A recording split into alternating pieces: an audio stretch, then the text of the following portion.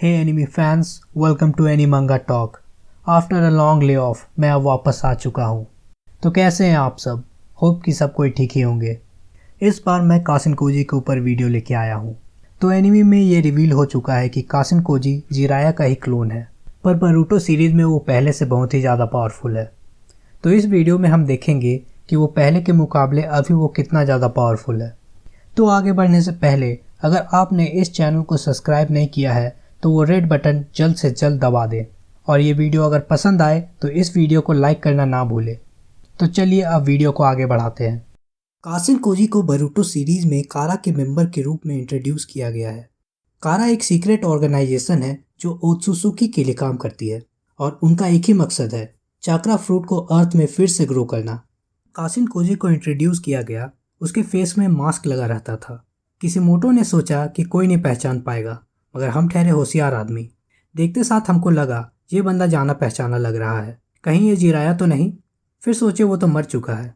फिर हमको लगा हो सकता है ये कोनोहामारू का फादर हो, क्योंकि उसका genetic chakra nature fire style था, और सारुतोबी क्लैन और उचिहा क्लैन का जेनेटिक चाक्रा नेचर फायर होता है। तो इस थ्योरी के हिसाब से मुझे लगा कि ये कोनोहामारू का फादर होगा। और कोनोहामारू के फादर के बारे में इंटरेस्टिंग बात यह है कि उसे सीरीज में कभी इंट्रोड्यूस ही नहीं किया गया, और ना ही उसके बारे में कुछ जिक्र किया गया। पर सोर्सेस से यह पता चलता है कि वो आनमू ब्लैक ऑप्स का शिनोबी था और थर्ड होकागे का स्पेशल गार्ड भी था। पर हमें यह कभी रिवील नहीं किया गया कि वो जिंदा है कि मर गया। पर जब कासिन कोजी ने रेसेंगन यूज़ किया तब हम कंफर्म हो गए कि ये जिराया ही है, और लास्ट में ये एनीमे में रिवील भी हो गया। कासिन कोजी एक साइबॉग है। साइबॉग एक ह्यूमनॉइड मशीन होता है। जब एक ह्यूमन बॉडी में मशीन फिट किया जाता है तो वो साइबॉग कहलाता है। वो पूरी तरह से मशीन नहीं होता है, उसके अंदर ह्यूमन कॉन्शियसनेस रहता है, और उसका ब्रेन एक नॉर्मल ह्यूमन की तरह वर्क करता है।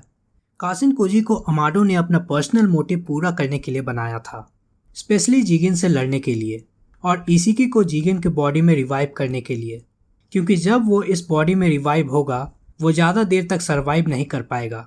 पर कासिन कोजी को लगता था कि उसे इशिकी ओत्सुसुकी को मारने के लिए बनाया गया है, और वो इतना कैपेबल है कि इशिकी को अकेले ही मार सकता है। पर इशिकी के फाइट में उसे पता चल गया कि ऐसा नहीं है, वो बस एक पॉन है जिसे अमाडो ने यूज़ किया है और मरने के लिए छोड़ दिया है। तो क्या लगता है अमाडो ने जिराया को किस तरह से क्लोन किया होगा? क्या उसने जिराया का सेल लेके कासिन कोजी को बनाया होगा? मुझे तो ऐसा नहीं लगता, क्योंकि अमाडो एक मैकेनिकल इंजीनियर है, ना कि एक बायोमैकेनिकल इंजीनियर। और मैकेनिकल इंजीनियर और बायोमैकेनिकल इंजीनियर में बहुत ही बड़ा फ़र्क होता है। एक मैकेनिकल इंजीनियर मशीन्स के ऊपर काम करता है, जबकि एक बायोमैकेनिकल इंजीनियर्स सेल और टिश्यूज़ के ऊपर काम करती है। अगर हम बात करें सेलुलर लेवल पर क्लोनिंग की, तो ये बस ओरोचिमारू ही कर सकता है, जिस तरह से उसने मित्सुकी के बहुत सारे क्लोन्स को बनाया है। और अगर हम अमाडो की बात करें तो वो मशीन लेवल पे काम करता है, ना कि बायोलॉजिकल फील्ड पे।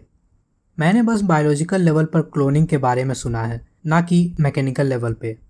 तो मेरा थ्योरी ये कहता है कि अमाडो ने जिराया के बॉडी को खोज निकाला होगा और अपने नैनो टेक्नोलॉजी की मदद से उसे रिवाइव कर दिया होगा।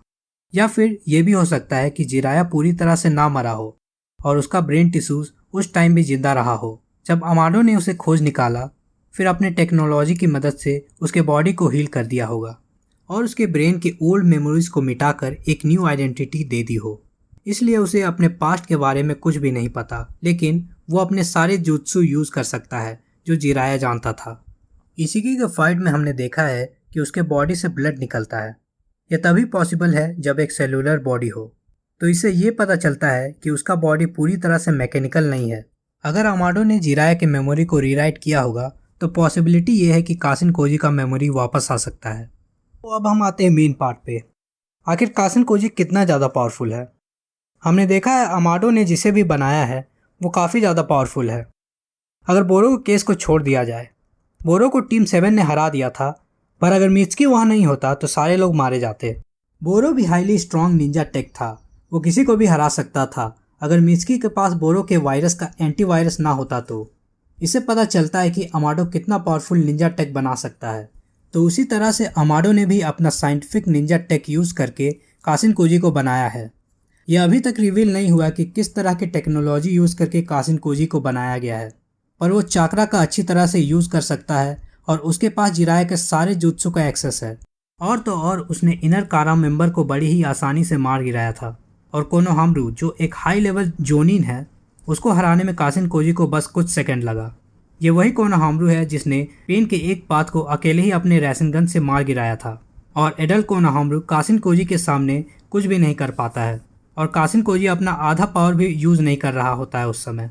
एनिमे में हमने देखा है कि वो काकाशी से भी लड़ता है। लड़ाई कुछ ही देर चलता है, पर इससे हमें ये पता चल जाता है कि काकाशी भी उसके सामने स्ट्रगल करता है।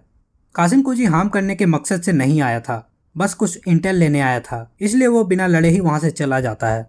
जब डेल्टा ने कासिन कोजी और अमाडो का रास्ता रोक दी थी तो कासिन कोजी इतना कॉन्फिडेंट था कि वो डेल्टा को अकेले ही हरा देगा। और ये वही डेल्टा है जिसने नारुतो को 6 पाथ सेज मोड यूज करने के लिए फोर्स कर दिया था।